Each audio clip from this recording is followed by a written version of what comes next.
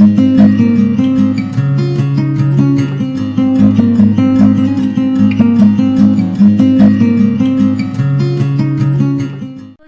आप सभी का स्वागत है मेरे YouTube चैनल में द केमिस्ट क्लब। आज हम बात करने वाले हैं एक बहुत ही इम्पॉर्टेंट टॉपिक की, जो है वायरसेस के बारे में बात करेंगे और उनके टाइप्स क्या होते हैं, उनका कंपोनेंट क्या होता है, उनकी शेप क्या होती है।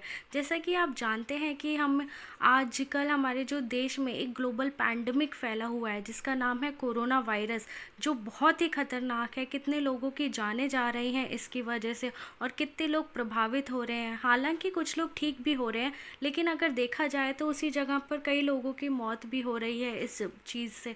तो हम लोग को ये चीज़ जानना चाहिए कि वायरसेस होते क्या हैं, क्योंकि ये एक ऐसी चीज़ है जो मतलब हम सबको थोड़ी बहुत इन्फॉर्मेशन इसके बारे में होनी ही चाहिए।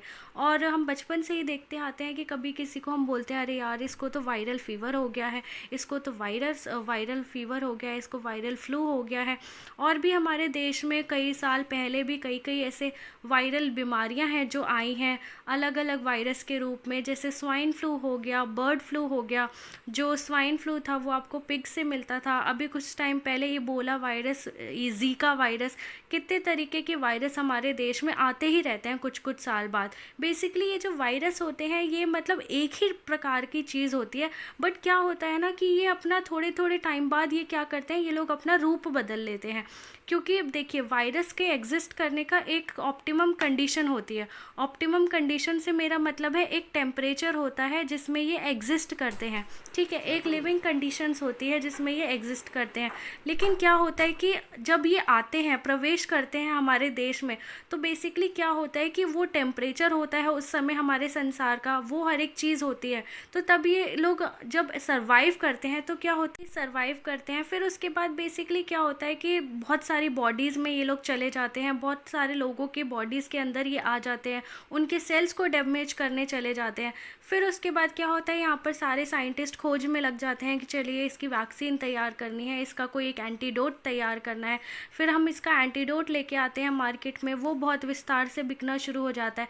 लेकिन उसके बाद क्या होता है कि जब वो वायरस कुछ टाइम बाद वो ख़त्म हो जाता है, फिर ख़त्म हो जाता है तो बेसिकली क्या करता है, फिर वो 2-3 साल बाद आता है, लेकिन वही वायरस होता है, लेकिन उसका शेप बदल जाती है। जैसा कि मैं एक एग्जांपल देना चाहूँगी गिरगिट का।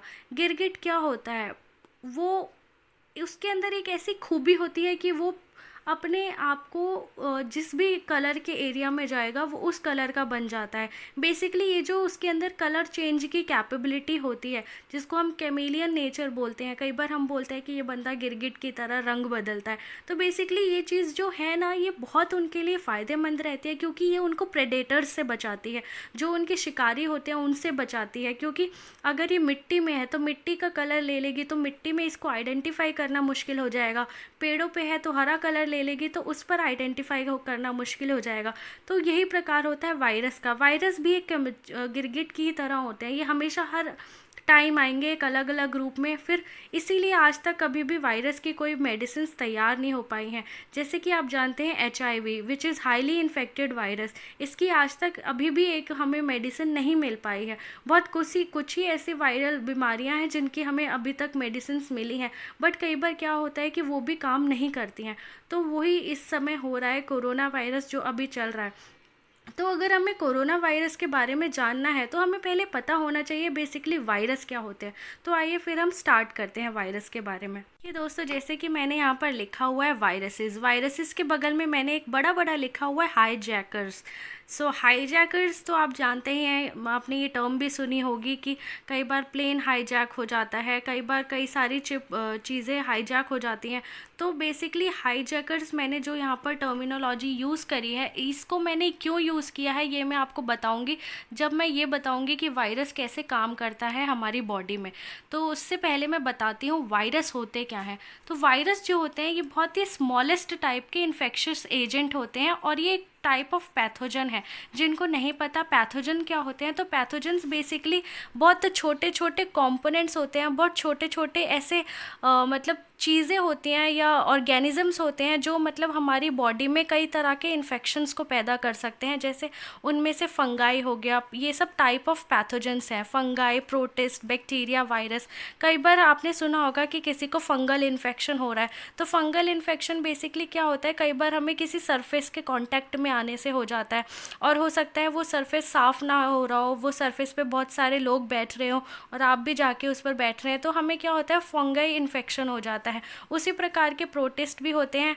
बैक्टीरियल इन्फेक्शन के बारे में पढ़ा भी होगा आपने। और बैक्टीरिया सारे ही ख़राब नहीं होते, कुछ ग्राम पॉजिटिव बैक्टीरिया होते हैं और कुछ ग्राम नेगेटिव बैक्टीरिया होते हैं। जो पॉजिटिव बैक्टीरिया होते हैं ये हमारे को हेल्प करते हैं, हमारी ग्रोथ में हेल्प करते हैं, हमारी बॉडी के रिप्रोडक्शन में हेल्प करते हैं। और कुछ जो नेगेटिव बैक्टीरिया होते हैं वो हमारे लिए बहुत ज़्यादा हानिकारक होते हैं। और उसका जो एक और प्रकार है वो है वायरस। और वायरस के बारे में जैसा आप जानते हैं कि वायरस तो बहुत ही ख़राब चीज़ है, बहुत ज़्यादा ख़राब चीज़ है, ठीक है। और जैसा कि आप जानते हैं कि वायरस एक ऐसी चीज़ है कि अभी मैं बोल रही हूँ, मेरे सामने भी हवा में बहुत सारे लाखों करोड़ों वायरस होंगे, करोड़ों से भी ज़्यादा वायरस हैं।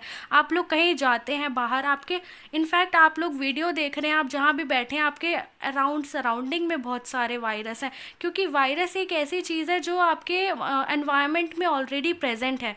तो बेसिकली क्या होता है कि हम लोग उन वायरस को इनहेल करते हैं। हमारे कई बार वो वायरस इतने माइन्यूट होते हैं कि वो हमारे बालों के पार्टिकल्स पे चिपक जाते हैं, हमारे ईयर्स से हमारे अंदर आ जाते हैं, हमारे आईज से हमारे अंदर आ सकते हैं और वो हमारी बॉडी के अंदर जा सकते हैं। तो ये जो वायरस होते हैं ये हम लोग बहुत बचपन से ही अपने अंदर ले रहे हैं, बहुत बचपन से। तो अब आप ऐसे सोच रहे होंगे कि अगर ये बचपन से ले रहे हैं तो हम जिंदा कैसे हैं, हम लोग अभी तक मर क्यों नहीं गए। तो देखिए इसका बहुत आसान सा उत्तर है। आपने एक चीज़ के बारे में सुना होगा, इम्यूनिटी।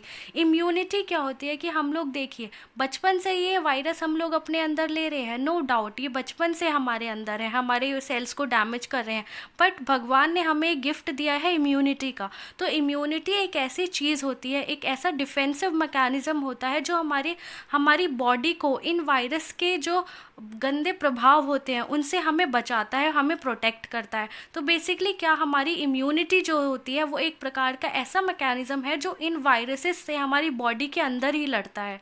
तो कई बार क्या होता है कि हमें फीवर हो जाता है, हाई फीवर हो जाता है।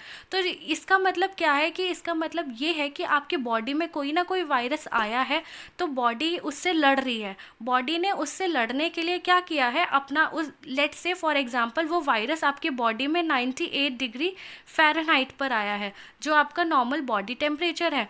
तो अब देखिए उसके अब बॉडी क्या करेगी, उस वायरस को मार। अब देखिए 98 डिग्री फ़ारेनहाइट ये आपका वायरस का एग्जिस्ट करने का टेम्परेचर है। तो बॉडी लड़ने के लिए क्या करेगी, वो कोशिश करेगी कि चलो देखते हैं, हम अपना टेम्परेचर रेस करके देखते हैं। इसको बढ़ाएगी, 100 तक लेके जाएगी, 101 तक लेके जाएगी, 102 तक लेके जाएगी। इतना बॉडी टेम्परेचर रेस करती है ताकि वो उस इतना हाई कर दे टेम्परेचर कि वो वायरस अपने आप मर जाए। इसलिए कई बार हमारे पूर्वज लोग भी कहते हैं कि जब हमें वायरस होता है तो हमें कभी भी हमें जब फीवर होता है तो हमें तुरंत दवाइयाँ नहीं लेनी चाहिए, क्योंकि हमारी बॉडी के अंदर हमारी जो इम्यूनिटी है हम कई बार ना उसको ख़त्म कर देते हैं दवाइयाँ खा के। हम लोगों को थोड़ा सा भी कफ एंड कोल्ड होता है, हम लोग तुरंत जाके दवाइयाँ ले लेते हैं। तो ये बहुत गलत चीज़ है, क्योंकि हमारी बॉडी उस समय खुद ही उन सब चीज़ों से लड़ रही होती है। तो आप लोग खुद ही अपनी इम्यूनिटी को ख़त्म कर रहे हैं। तो मेरी आप लोगों से यही सलाह रहेगी कि कभी भी जब भी आपको ऐसा फीवर या कफ एंड कोल्ड होता है, अगर आपको लग रहा है कि ये ज़्यादा सीवियर नहीं है, तो आप प्लीज़ बॉडी को ही काम करने दीजिए। 1-2 दिन बॉडी को छोड़ दीजिए, आप लिक्विड डाइट लीजिए, आप जितना हो सके फ्रूट्स लीजिए, आप हैवी फूड मत खाइए, आप कोई भी उस समय जंक फूड मत खाइए। आप अपनी बॉडी को एकदम हाइड्रेटेड और पानी से रखिए, ताकि जितना आप पानी पिएंगे उतना ही आपका मतलब जो भी वायरस हो या अंदर का जो भी गंदगी हो वो पानी के थ्रू, यूरिन के थ्रू पास हो जाए। तो इसीलिए कभी भी हमें तुरंत मेडिसिन नहीं लेनी चाहिए। हमें अपनी बॉडी को, इम्यूनिटी को इतना स्ट्रॉन्ग बना देना चाहिए कि वो खुद ही लड़ ले जितने भी वायरस से हैं। तो देखिए वायरस जो होते हैं ये ना तो ज़िंदा होते हैं ना तो मुर्दा होते हैं। ये वायरस जो है तो इनको हम कैटेगराइज ही नहीं कर सकते हैं कि वायरस ज़िंदा है या मुर्दा है। वायरस कुछ इनके बीच में ही एग्जिस्ट एग्जिस्ट करते हैं। और ये ऐसे ऑर्गेनिजम्स होते हैं जो हमारे हवा में प्रेजेंट होते हैं, और वो ढूंढते हैं कि मुझे ऐसी जगह मिल जाए, ऐसा कोई इंसान मिल जाए, ऐसा कोई होस्ट सेल मिल जाए।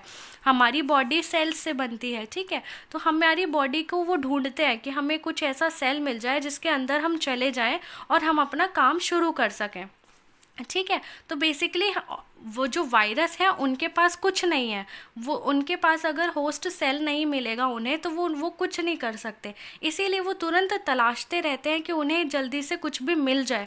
जैसे एक भूखा होता है, भूखा जो भी होगा वो क्या करेगा, वो खाने को तलाशेगा कि मुझे कहीं से भी बस खाना मिल जाए ताकि मैं ज़िंदा रह सकूँ। तो वायरस भी यही होते हैं।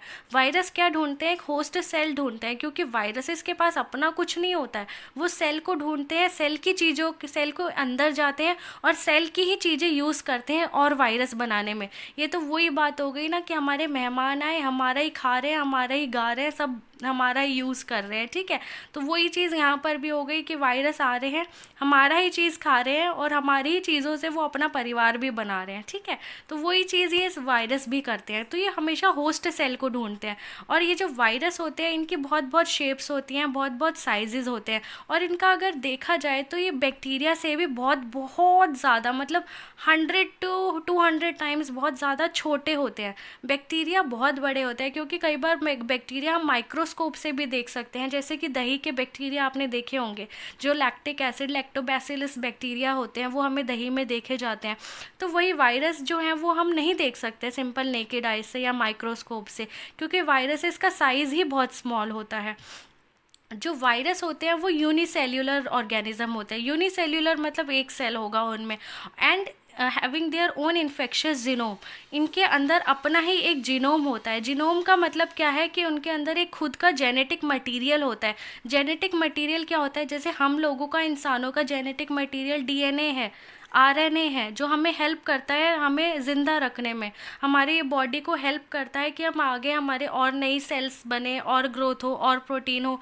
जब भी हमें रिक्वायरमेंट हो किसी प्रोटीन की या किसी पर्टिकुलर एसिड की हमारी बॉडी में, तो ये उसकी फंक्शनिंग में हेल्प करते हैं। तो सिमिलरली वायरसेस जो होते हैं इनके अंदर भी एक इन्फेक्शियस जीनोम होता है जो इन्फेक्शन बढ़ाने में हेल्प करता है। तो देख सकते हैं आप वायरस कितना खतरनाक